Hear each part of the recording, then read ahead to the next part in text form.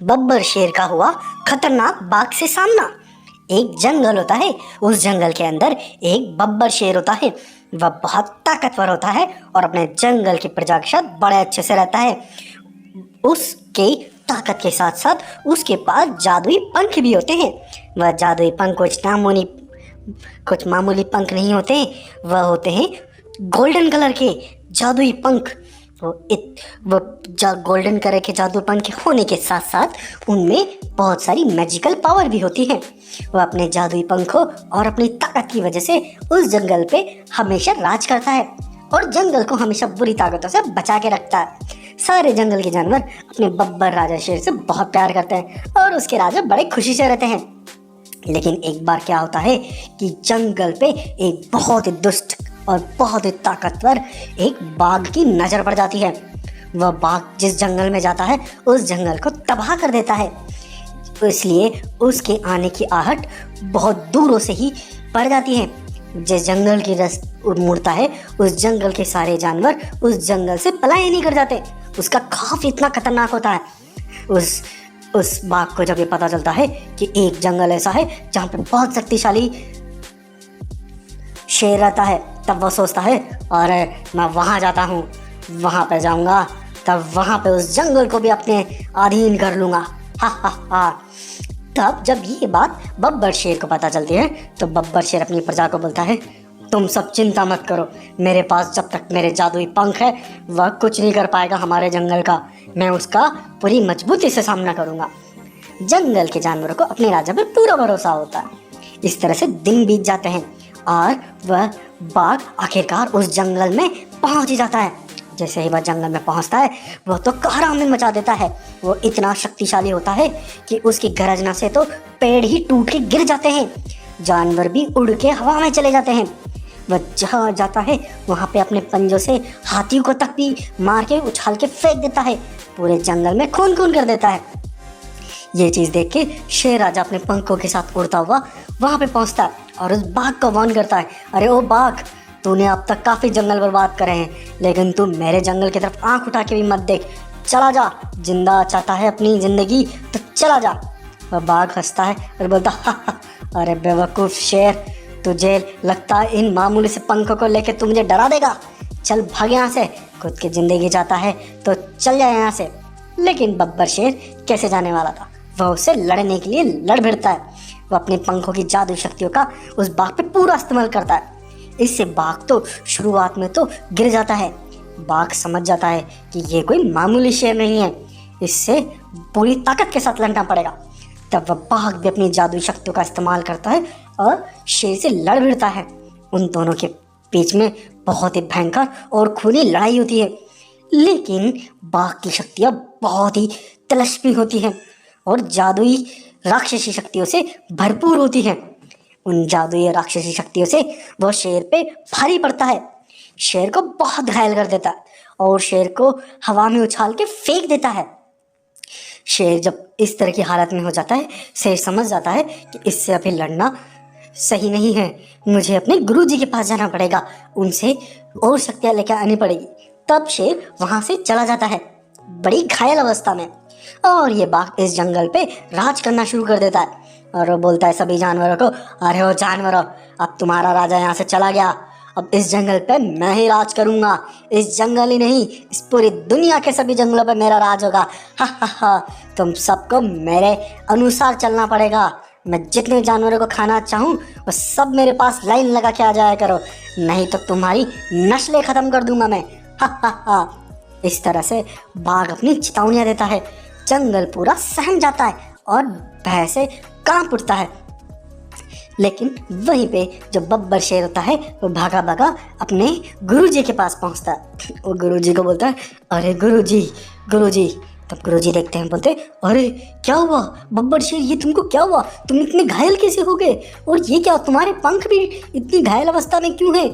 तब बब्बर शेर सारी बात उन्हें बताता है।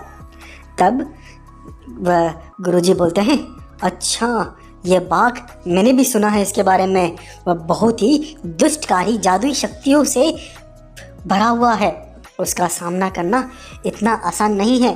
तुम्हें एक काम करना पड़ेगा, वो काली पहाड़ी है, वहाँ पे जाना और एक मणि है, उस मणि को धारण करना।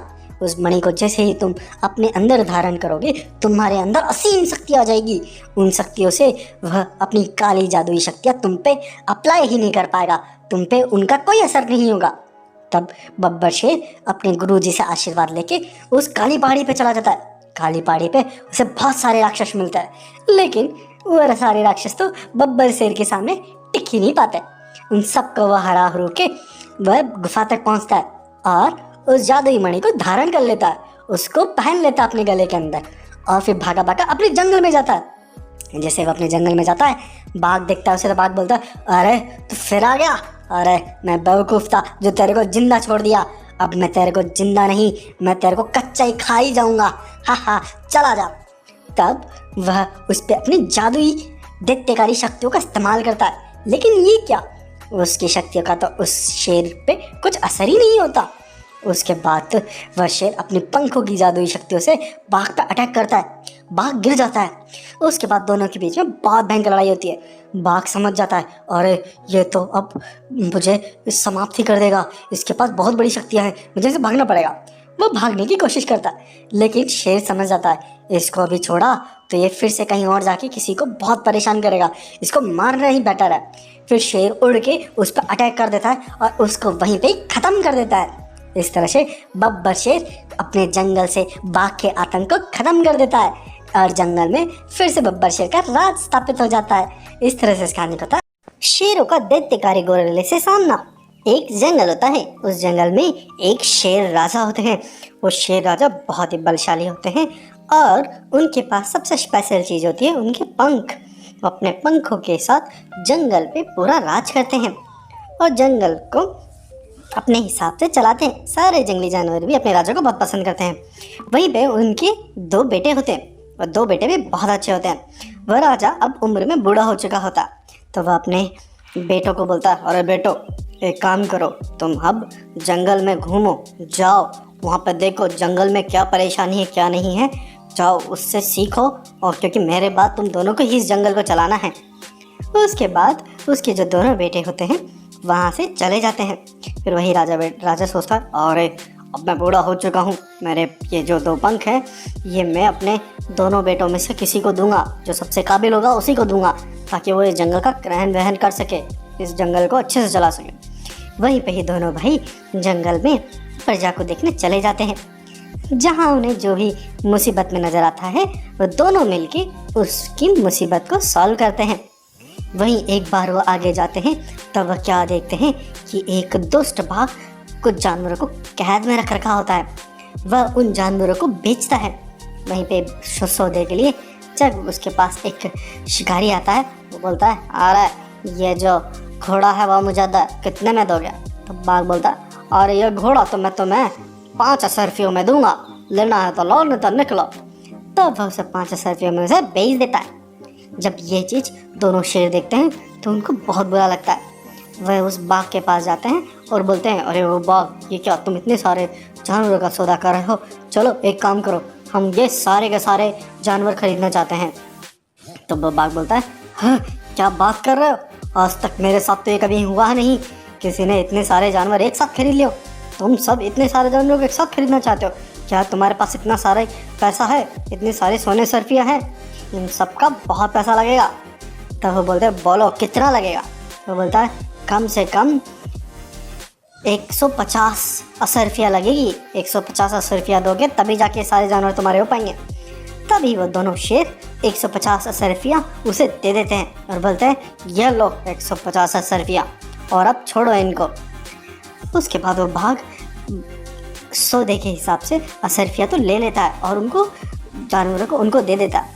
उसके बाद वो दोनों जो शेर होते हैं उन जानवरों को उस पिंजरे से आज़ाद करके उनको बोलता है, अब सुनो मेरी बात, तुम अब किसी के गुलाम नहीं हो, तुम आज़ाद हो, अपनी ज़िंदगी अपने हिसाब से जियो, जाओ यहाँ से खुल के जियो।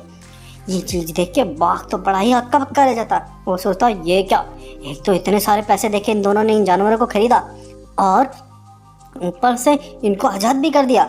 दिखने में तो ये बहुत सीधे साधे से लग रहे हैं, ऐसा लग नहीं रहा है कि कोई ये पैसे वाले हैं, फिर इनके पास इतना कैसा पैसा कैसे आया। मुझे पता लगाना पड़ेगा। तब वह दोनों बाघ वापस अपने घर पे जा रहे होते हैं। तब वह बाघ उनके जाने से पहले अपने एक बाघ जो दूसरा नीले कलर का बाघ होता है उसके पास जाता है, उसको 10,000 रुपया देता है और उसको बोलता है सुनो, ये जो दोनों शेर हैं इसका पीछा करो, पता करो इनके पास इतने सारा पैसा कैसे है, जाओ जाओ। तब वह नीला बाघ उन दोनों के पीछे पीछे चला जाता है। वह दोनों जो शेर होते हैं जब अपने पिताजी के पास पहुंचते हैं तो पिताजी को सारी बात बताते हैं। फिर लास्ट में जब वो उस बाघ की बात बताते हैं तब उनके पिताजी बोलते हैं, अरे बेटो तुम दोनों ने मिलकर बहुत अच्छा काम किया, मैं तुम दोनों बेटों से बहुत खुश हूँ। तुम दोनों ने इस जंगल को बचाने की इक्वली काबिलियत है, इसलिए मैं तुम दोनों को दोनों पंख दूंगा।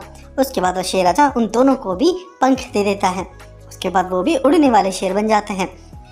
अब फिर वो जब शेर राजा उसको आगे बोलता है, अब मैं तुमको हमारे पास इतने सोने सरफिया कैसा है उसका भी राज बताऊंगा।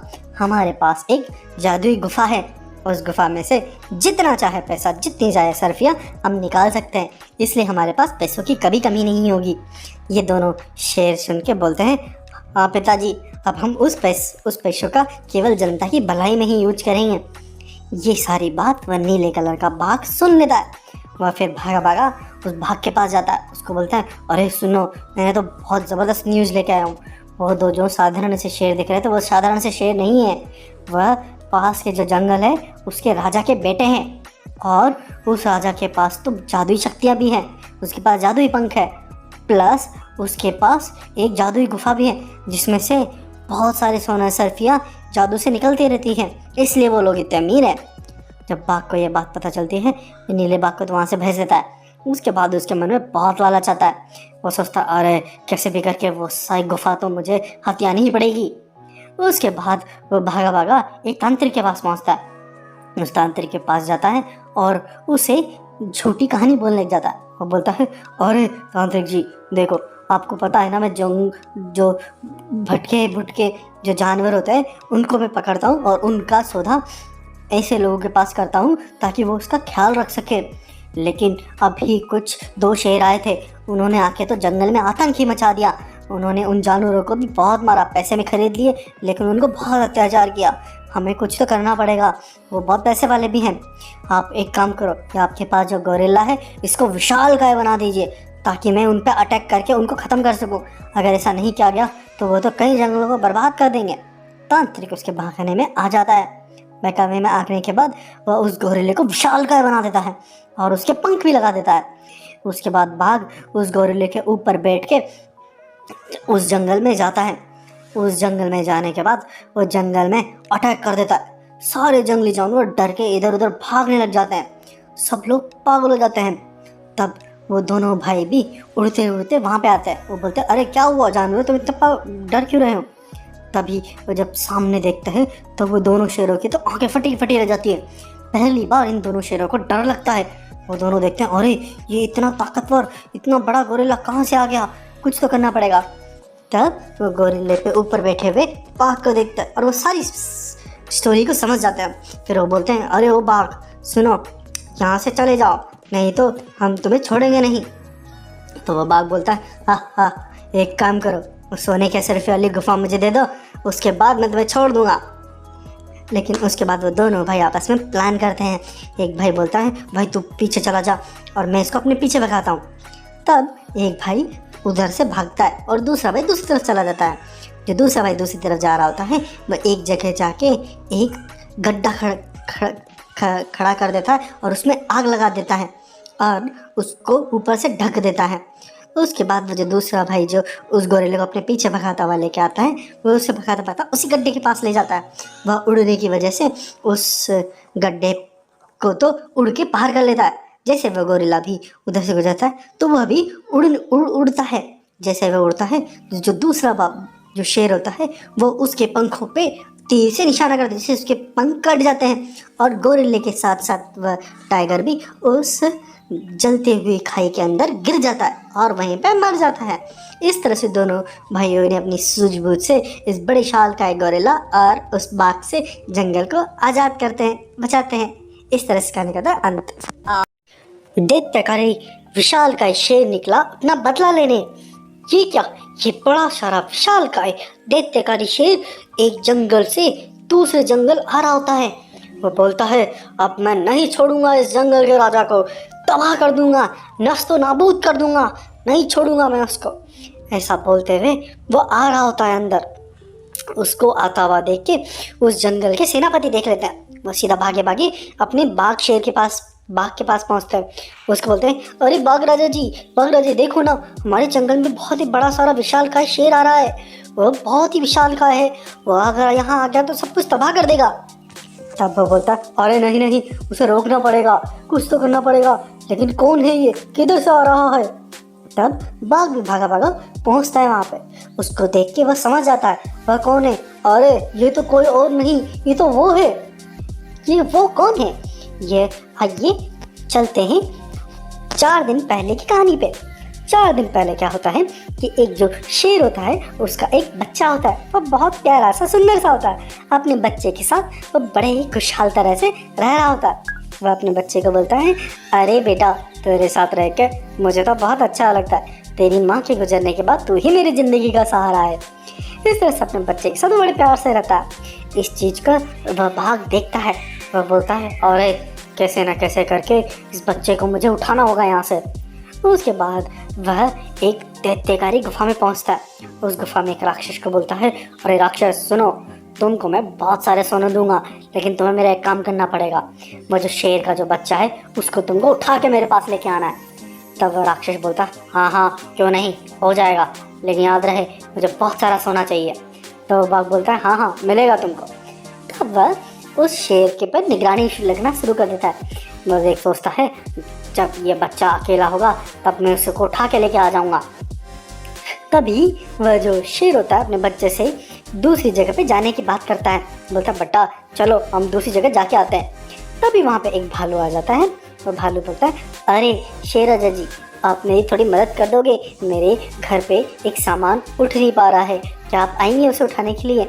तब वह शेर बोलता है, हाँ क्यों नहीं, मेरा जंगल के जानवरों के साथ मदद करने का मेरा बहुत मन करता है, चलो तुम्हारे घर चलते हैं। वो बोलता है, अरे बेटा तुम यहीं पर रुको, हम आते हैं इस भालू की मदद करके। तब वह शेर उस भालू की मदद करने के लिए वहाँ से निकल जाता है। तो वह जो राक्षस होता है वो बोलता है, अरे वाह, इसी मौके का तो मैं इतने टाइम से इंतजार कर रहा था। जैसे ही शेर वहाँ से चला जाता है वह राक्षस भागा भागा उस बच्चे के पास पहुँचता है। उस बच्चे को वो बोलता है, अरे बच्चे अब तुझे मेरे साथ चलना पड़ेगा। तो बच्चा बोलता है, नहीं मुझे छोड़ दो, मुझे मेरे पिताजी आएंगे तो आपको मार के सीधा कर देंगे। तब जादूगर दैत्यकारी जो राक्षस होता है वो उसे बेहोश कर देता है और अपने साथ लेके बाघ के पास पहुंच जाता है। और बाघ को बोलता है, लो ये लेके आ गया मैं बच्चा, अब मुझे दो पूरा मेरा सोना। तब बाघ उसे बहुत सारा सोना देके विदा कर देता है। ये सारी चीज़ वहाँ पे एक गाय सुन लेती है। ये गाय देखती है, अरे हमारे शेर राजा जी के बच्चे को इस बाघ ने उठा लिया। तब वह भागी भागी शेर राजा के पास पहुँचती है। शेर राजा को बोलती है, अरे शेर राजा जी सुनिए, देखो आपके बच्चे का सौदा हो गया है, आपके बच्चे को अगवा कर लिया गया है। शेर बोलता है, ये क्या, किसने किया मेरे बच्चे को अगवा, मैं उसे नहीं छोड़ूंगा। तब वो बोलती है, अरे आपके बच्चे को किसी और ने नहीं, वो जो हमारे पड़ोस में जो जंगल का जो बाघ है ना उसने किया है, लेकिन वो बहुत शक्तिशाली है, उसकी बहुत विशालकाय सेना है, आप अकेले उसका क्या करेंगे? तब वह शेर सोचता है, हाँ मैं क्या करूँ, उसकी तो बहुत बड़ी सेना है, मेरे बच्चे के साथ पता नहीं क्या करेगा, लेकिन मैं उसे नहीं छोड़ूंगा, मैं अपने बच्चे को लेके आऊँगा चाहे से कुछ भी हो जाए। ऐसा सोच के वह शेर निकल पड़ता है। वह बहुत ही व्याकुल होता है। तभी वह उसे याद आता है कि कुछ दिनों पहले इसे एक साधु आदमी मिला था जिसकी उसने बहुत सेवा करी थी। तब वह भागा भागा उस साधु के पास पहुंचता है। वो बोलता है, साधु राजा जी, आपने बोला था मुझे कि मैं आपसे कोई भी एक वरदान मांग सकता हूँ, मुझे आप एक वरदान दीजिए शक्तिशाली होने का, पावरफुल होने का, इतनी सारी शक्ति दीजिए ताकि मैं पावरफुल हो सकूं और उस बाकी सेना को नस्त नाबूद करके मेरे बच्चे को बचा सकूं। तब ऋषि बोलता है, ठीक है, तुमको मैंने दी शक्ति, तुम किसी भी रूप में ढल सकते हो, कितने ही बड़ा जानवर बन सकते हो। ये शक्ति पाके तो वह बहुत ही शक्तिशाली हो जाता है, वह विशालकाय शेर का रूप धारण कर लेता है। उसके बाद वह आज के दिन हम आते हैं जब वह उसकी बाघ की सेना पर अटैक कर देता है। वह वहाँ जाता है तो उसकी दीवारों को तोड़ देता है, पूरा तहस नहस कर देता है। जैसे ही बाघ की सेना बाघ को बोलती है, अरे देखो वो आ गया, क्या करे। तब बाघ बोलता है, चलो चलो मैं चलता हूँ, भागा भागा। तब बाघ उसके पास पहुंचता है और उसको बोलता है, अरे शेर राजा जी रुको, मेरी बात तो सुनो तबाही करने से पहले। तब वह शेर बोलता है, नहीं मैं तुझे खत्म कर दूंगा, मेरे बच्चे को कहाँ है, ला के दे मेरे बच्चे को, नहीं तो मैं तो तेरे जंगल को ही क्या, मैं तुझे भी खत्म कर दूंगा। तब वह बाघ बोलता है, अरे रुको तो सही, मेरी पहले बात पूरी सुन लो, उसके बाद जो चाहे करना है कर लेना। तब शेर उसकी बात सुनता है। तब बाघ बोलता है, अरे मैंने तुम्हारे बच्चे को अगवा किया, उसका सबसे बड़ा रीज़न है, वो रीज़न ये है कि तुम्हारा जो बच्चा है वह दैत्यकारी राक्षसों की आत्माओं के गिरफ्त में आ चुका है। उसने उन आत्माओं के गिरफ्त में आके मेरी प्यारी बच्ची को मार दिया था। जब मुझे ये सब पता चला तब मैंने तुम्हारे बच्चे को मारा नहीं, क्योंकि मुझे पता था कि वह तो मासूम है, वह दैत्यकारी राक्षसी आत्माओं के जंगल में फंसा पड़ा है, इसीलिए मैंने तुम्हारे बच्चे को तुम्हारे पास से उठवा लिया। मुझे मालूम था तुमको मैं बताता तुम विश्वास नहीं करते। मैंने उसको उठवाने के बाद उसको अभी ऋषि मुनियों को बुला के उस पे से उस आत्मा को निकालने की पूरी कोशिश कर रहा हूँ, लेकिन वह आत्मा उससे निकल ही नहीं रही है। तुम भी चलो मेरे साथ, तुम्हारे पास भी शक्तियाँ है, शायद तुम उन आत्माओं से लड़ सको और अपने बच्चे को बचा सको, और मैं और ताकि मेरा पूरा जंगल भी बच सके उन राक्षसों से। ये बात सुन के उस शेर को बहुत दुख होता है कि उसने गलत आदमी पर अटैक किया। वह उससे बोलता है, अरे बाघ मुझे माफ़ करो, प्लीज़ मुझे लेके चलो मेरे बच्चे के पास, मेरे बच्चे को उन आत्माओं से मैं हमेशा के लिए आज़ाद कर दूंगा। तब वह शेर भागा भागा वहाँ पहुँचता है। तभी वो लोग क्या देखते हैं कि वह आत्माएं उसके बच्चे को जकड़ के रख रखी होती हैं, और वह उन आत्माओं से एक बहुत ही डेंजर टाइप का शेर बना हुआ होता है। वो बोलता है, मैं मार दूंगा सबको, छोड़ूंगा नहीं, सबको ख़त्म कर दूंगा। उसके बाद वो शेर बोलता है, अरे बेटा तू रुक जा, मैं तुझे इस राक्षस वालों से आज़ाद कर दूंगा। उसके बाद ऋषि मुनि भी अपनी जादुई शक्तियों का इस्तेमाल करते हैं, और वह शेर भी अपनी जादुई शक्तियों से उस राक्षस पे अटैक करता है और अपने बच्चे को उन राक्षस से अलग कर देता है।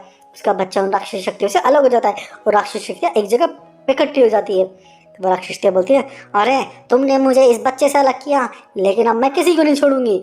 उसके बाद वह अटैक करना शुरू कर देती है, लेकिन शेर भी बहुत ताकतवर होता है। उसके बाद जादुई शक्तियाँ होती है, वो अपनी उन्हीं जादुई शक्तियों से उन पर अटैक शुरू कर देता है।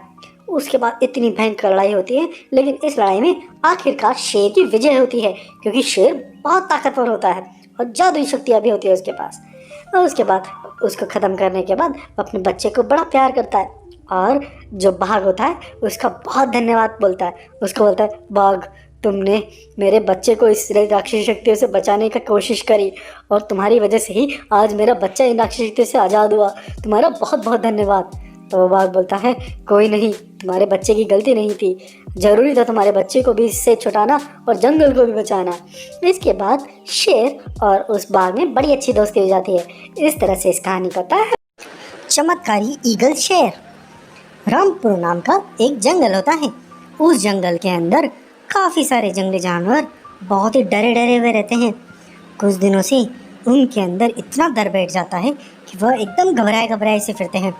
सब लोग आपस में बात करते हैं, अरे बाप रे, हम पे तो बहुत बड़ी मुसीबत आ गई है, हम क्या करें, हमारे तो बहुत बुरे दिन चल रहे हैं, अरे क्या करें, ये तो बहुत ही डेंजर है, हम कैसे बचेंगे इससे। तभी वहाँ पे हिरन जो होता है, हिरन बोलता है, अरे देखो वो आ गया, भागो भागो, देखो आ गया। वो वैसे ही भागने लगते हैं। वो सब डर के किसी चीज़ से भाग रहे होते हैं। वह डर के किस चीज़ से भाग रहे होते हैं? वह होता है एक बहुत ही चमत्कारी और अजीब सा दिखने वाला ईगल और शेर का हाइब्रिड जानवर। उसको उड़ना भी आता है, वह उड़ के आ रहा होता है, वह उड़ता उड़ता उनके पीछे आता है। सारे जंगली जानवर उससे डर के भाग रहे होते हैं, लेकिन वह अपनी शक्ति और अपने उड़ने की वजह से जो हिरन होता है उसको दबोच लेता है, और उसका दबोच के वह ले जाता है। उसको ले जाने के बाद वह उसको मार देता है और उसको खा जाता है, और उसको अच्छे से खा के उसकी हड्डियों को वह कहीं और ले जाता है। और वह बड़ा ही विशालकाय जानवर होने की वजह से सब जानवर उससे डर रहे होते हैं। तभी जंगल में जो सबसे छोटा जानवर होता है खरगोश, वह हाथी से पूछता है, अरे हाथी राजा जी, ये इतना विचित्र जानवर कहाँ से आया? कौन है ये जानवर? कैसा है और इतना इतना डेंजर क्यों है? सबको वो खाता रहता है, मारता रहता है। तब वह हाथी बोलता है, अरे ये ये जो इतना डेंजर है ना, ये कोई नहीं, ये हमारा पुराना राजू शेर था। वो राजू शेर बहुत डरपोक और बहुत ही कमज़ोर किस्म का था। पता नहीं इसको इतनी सारी शक्तियाँ कहाँ से मिली। ये तो एकदम शक्तिशाली बन गया, और जब से शक्तिशाली बना है तब से इसका आतंक तो दूसरे लेवल पे ही चला गया है। वह शक्तिशाली शेर कैसे बना, आइए जानते हैं इस स्टोरी को। एक साल पहले ये जो राजू शेर होता है, ये जंगल में घूम रहा होता है, बड़ा मारा मारा, बहुत ही कमज़ोर होता है। उसको जो जंगल के अंदर दूसरे ताकतवर शेर होते हैं, वह भी उसको बोलते हैं, अरे तू हमारे आसपास नहीं भटका कर, तेरे आसपास भटकने से हम लोगों को बड़ी दिक्कत होती है। तू इतना कमज़ोर और डरपोक है ना, तेरी वजह से हमारा नाम खराब होता है, चला जाए यहाँ से। हर कोई उसको तिस्कारता ही रहता, यहाँ तक कि छोटे मोटे जानवर भी उसकी बड़े ही तिस्कारी करते हैं। यहाँ तक कि हिरन भी जब हिरन का शिकार करने जाता है तो हिरन उससे डर के भागता नहीं है, बल्कि उसका सामना करता है। वो बोलता है, अरे ओ डरपोकी शेर, तू मेरे को पकड़ेगा, चल भाग यहाँ से, अभी सींग चुबाऊंगा ना तो डर के मर जाएगा, भाग यहाँ से। तो इस तरह से उसकी बेइज्जती हर जगह हर तरफ हो रही होती है। वो भी अपनी बेइज्जती से बड़ा ही परेशान होता है। एक दिन उसे बहुत भूख लगी होती है, इतनी भूख लगी होती है कि उसे कुछ भी मिल जाए। लेकिन वह देखता है कि उसके जो बिरादरी के शेर होते हैं, वह एक बंदर का शिकार कर रहे होते हैं। वो बंदर भाग रहा होता है तो वो लोग उसे पकड़ लेते हैं और उसको खाने लग जाते हैं। वही राजू शेर सोचता है, अरे यार मुझे बहुत भूख लग रही है, मैं अगर अब इन बिरादरी लोगों के पास जाऊंगा, थोड़ा बोलूँगा तो शायद थोड़ा बहुत कुछ मुझे दे देंगे, मैं जाता हूँ इनके पास। वह ऐसे सोचता सोचता उनके पास जाता है और उनसे रिक्वेस्ट करता है। वो बोलता है, अरे मेरे दोस्तों, क्या मुझे तुम थोड़ा सा बंदर का मांस दे दोगे? मुझे थोड़ी सी भूख लग रही है, प्लीज़ दे दो ना, मैं फिर बाद में अपना जुगाड़ कर लूँगा कहीं और। तब उसमें दूसरा शेर बोलता है, अरे ओ बेवकूफ़, अपना खाना शेर खुद पकड़ के खाते हैं, तेरे जैसे शेरों का तो नाम ही बदनाम है हमारी बिरादरी का। तेरे को तो जिंदा भी नहीं रहना चाहिए, चल भाग यहाँ से, मर जा भूखा, हम तेरे को एक इसमें से थोड़ा भी नहीं देंगे। इस तरह से उसको वो जलील करके वहाँ से भगा देते हैं। वह इस चीज़ से बड़ा ही दुखी होता है, लेकिन क्या करता, वह कुछ नहीं करता, वो दूर बैठा बैठा वेट करता है। वह सोचता है, अरे ये लोग यहाँ से चले जाएंगे तो थोड़ा बहुत कुछ बचेगा, वही मैं खा लूँगा।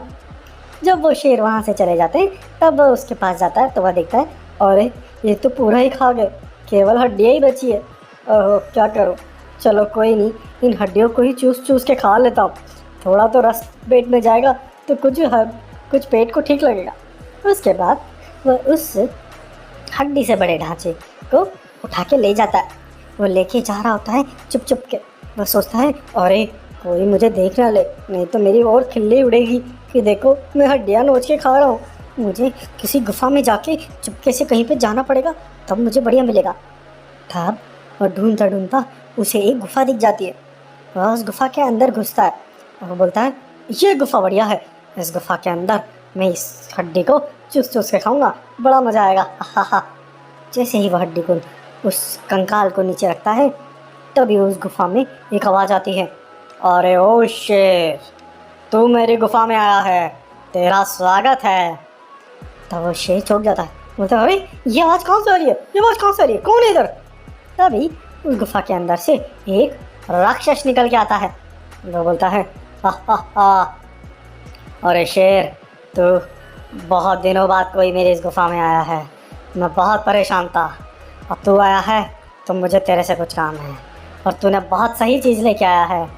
मेरा शरीर अभी हल्का है, इसको हड्डियों की ज़रूरत है, तो मेरे लिए डेली एक जानवर का हड्डी लेके आया कर, और याद रखना सारी हड्डियाँ जुड़ी हुई होनी चाहिए।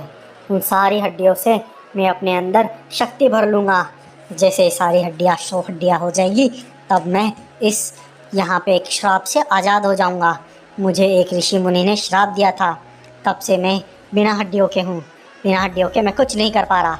मुझे हड्डियाँ मिल जाएगी तो मैं इस श्राप से आज़ाद हो जाऊँगा। तब शेर बोलता है, अरे मैं तुमको ये पूरी हड्डियाँ दे दूंगा, तो मुझे क्या मिलेगा इस बदले में? मुझे कुछ तो मिलना चाहिए ना। तब वह राक्षस बोलता है, अरे क्यों नहीं, मैं तुझे जादुई शक्तियाँ दूंगा, और मैं तेरे को जादुई शक्तियाँ अभी दूंगा। उन जादुई शक्तियों से तू कभी भी किसी का शिकार कभी भी कर सकता है। बोल, तुझे मंजूर है क्या? तब वो शेर बोलता है, अरे ये क्या, ये तो मेरे लिए एक तोहफे से भी कम नहीं है। मेरी ज़िंदगी जिस चीज़ से जूझ रही थी वही चीज़ मुझे देने वाला है। बोलते हैं, हाँ हाँ मुझे दे दो, मुझे सबसे शक्तिशाली बना दो। मुझे एक काम करो, तुम उड़ने वाला बनाओ, और मुझे चील जैसा उड़ने वाला बनाओ, फास्ट भागने वाला, और पावर बहुत बड़े सारे जानवर की दे दो। इस तरह की पावर दोगे तो मैं इस जंगल पे पूरे पे राज करूँगा, और आपको जब अपनी शक्तियाँ मिल जाएगी तब आप इस पूरी दुनिया पे राज करना। वह शेर और उस राक्षस के बीच में ये बड़ा ही अच्छा समझौता हो जाता है। दोनों ही बड़ा खुश होता है। लेकिन वो जो राक्षस होता है वो उसे ये बोलता ही कि देखो, जब तक ये सारी हड्डियाँ 100 नहीं हो जाती तब तक इनमें से कोई भी हड्डी नहीं टूटनी चाहिए। मेरे पास सारी हड्डियाँ तुम वैसी की वैसी लेके आना। अगर कोई भी हड्डियाँ टूटती है तो तुम्हारी जो शक्तियाँ हैं वह सारी ख़त्म हो जाएगी, और मैं फिर से कैद हो जाऊँगा। याद रहे इस चीज़ को। तब वह शेर बोलता है, हाँ हाँ बिल्कुल, मैं इसका पूरा ध्यान रखूँगा। उसके बाद वह राक्षस उसे जादुई शक्तियाँ देता है। उन जादुई शक्तियों से तो वह शेर एक आधा ईगल और एक आधा शेर बन जाता है। वो एक बड़ा सारा दैत्य टाइप का बन जाता है। उसकी शक्तियाँ तो बहुत असीम सी लगती है। उसके बाद वह उस गुफा से निकलता है और जानवरों पे राज करने लग जाता है। इस तरह से हम आज के दिन में वापस आते हैं। तब भालू उसको बोलता है, अब तब से हम बड़े ही फंसे पड़े हैं, क्या करें, परेशान हो गए हैं, हम क्या करें? तब वह बच्चा बोलता है, अरे कोई ना कोई तो रास्ता होगा ना, किसी न किसी तरीके से तो उसको हम पकड़ सकते हैं। और वह उस गुफा के अंदर जाता है। क्यों ना वो जो हड्डियां हैं हम हड्डियों को तोड़ दे। तब वह हाथी बोलता है, अरे उस हड्डियों को तोड़ना बहुत मुश्किल है, वह उसकी नज़र पूरी पक्की वहाँ पे रहती है। यह शेर हमेशा इस चीज़ का पूरा ध्यान रहता है कि वो जल्दी से किसी जानवर को पकड़े और फटाक से वहाँ पे पहुँच जाए। इसलिए हम कोशिश भी किए थे उस गुफा में घुसने की, लेकिन हम कुछ भी नहीं कर पाए। तब वहाँ पे जो बंदर आता है वो एक सुझाव देता है। वो बोलता है, मेरे पास एक आइडिया है, इस आइडिया का यूज करेंगे तो हम ज़रूर इसका ध्यान भटका देंगे। तब आप भालू राजा को बोलिएगा, भालू राजा उस गुफा में घुस के सारी हड्डियों को तोड़ देंगे। तब बंदर बोलता है कि ये आइडिया है, मैं इम्प्लीमेंट करते हैं। तब सारे जंगली जानवर उसके आइडिया पे इम्प्लीमेंट करने लग जाता है। वह सब क्या करते हैं, जैसे ही वह ईगल वाला शेर आता है तभी सारे जंगली जानवर उसको बोलते हैं, अरे आ जाओ हमारे पीछे, दम है तो हमें पकड़ के दिखाओ। तब सारे जंगली जानवर एक तरफ भागने लग जाते हैं। और वह बोलता है, अरे तुम लोग भागोगे, मेरे से रेस लगाओगे, चलो मैं तुमको पकड़ता हूँ। सारे जानवर भागते हैं और वह उसके पीछे भागता जाता है। इस तरह से वह उसको बहुत दूर ले जाते हैं। इस चीज़ का फ़ायदा उठा के भालू जो होता है वह गुफा के अंदर घुसता है। गुफा के अंदर घुसने के बाद वह उन सारी हड्डियों को तोड़ने लग जाता है। तभी वहाँ पे राक्षस प्रकट होता है। बोलता है, अरे ओ भालू, ये क्या कर रहा है तू इन हड्डियों को कैसे तोड़ रहा है, तेरी हिम्मत कैसे हुई तोड़ने की? और फिर वह राक्षस उस भालू पर अटैक करता है, लेकिन वह भालू मानता नहीं है, वो हड्डियों को तोड़ हो जाता है। इस लड़ाई के अंदर वह राक्षस उस भालू को बहुत घायल कर देता है। वह भालू लेकिन घायल होने के बाद भी सारी हड्डियों को तोड़ता जाता है और सारी हड्डियों को तोड़ देता है। जैसे वो सारी हड्डियाँ तोड़ देता है वैसे राक्षस का जादू खत्म होता है और वह जैसे हवा में उड़ रहा होता है वह धड़ाम से नीचे गिरता है और वह नॉर्मल शेर के रूप, राजू शेर के रूप में बदल जाता है। और जैसे ही नॉर्मल शेर के रूप में बदलता है वो सोचता है, अरे ये क्या हुआ, मैं उड़ क्यों नहीं पा रहा हूँ और मेरे अंदर इतनी कमजोरी कैसे आ गई, कहीं मेरी सारी हड्डियाँ कोई तोड़ तो नहीं दिया, अरे मैं तो बहुत दूर आ गया, ये कैसे हुआ, इन लोगों ने ज़रूर कुछ चाल चली है। तभी वहाँ पे बंदर बोलता है, हाँ ये सब हमने चाल चली है, बहुत अत्याचार कर लिया तूने हम सब पे, मारो इसको। सारे जंगली जानवर मिलके उस पे टूट पड़ते हैं और उसको जान से मार देते हैं। और दूसरी तरफ गुफा के अंदर वह राक्षस भी अपनी सारी हड्डियाँ टूटने की वजह से वो भी वापस से कैद हो जाता है। इस तरह से ये जंगल से इन दोनों का आतंक खत्म होता है। लेकिन जो भालू होता है वह बहुत घायल हो चुका होता है। सारे लोग वापस से उस भालू के पास पहुंचते हैं तो भालू को बोलते हैं, अरे भालू तूने आखिरी सांस तक लड़ा। तेरे तेरे त्याग और बलिदान की वजह से आज जंगल फिर से सुरक्षित रहा। भालू मरते मरते यह बोलता गया कि मेरा बलिदान मेरे जंगल के लोगों के लिए काम आया, यही मेरा सौभाग्य है। मैं अब चलता हूँ मेरे दोस्तों। इसके बाद भालू का अंत हो जाता है और सारे जंगली जानवर उस भालू को बहुत धन्यवाद करते हैं और फिर जंगल में फिर से खुशहाली से रहने लग जाते हैं। इस तरह से इस कहानी का होता है अंत। के लिए हमारे जंगल वाइल्ड एनिमल चैनल को शेयर कीजिए और सब्सक्राइब करिए।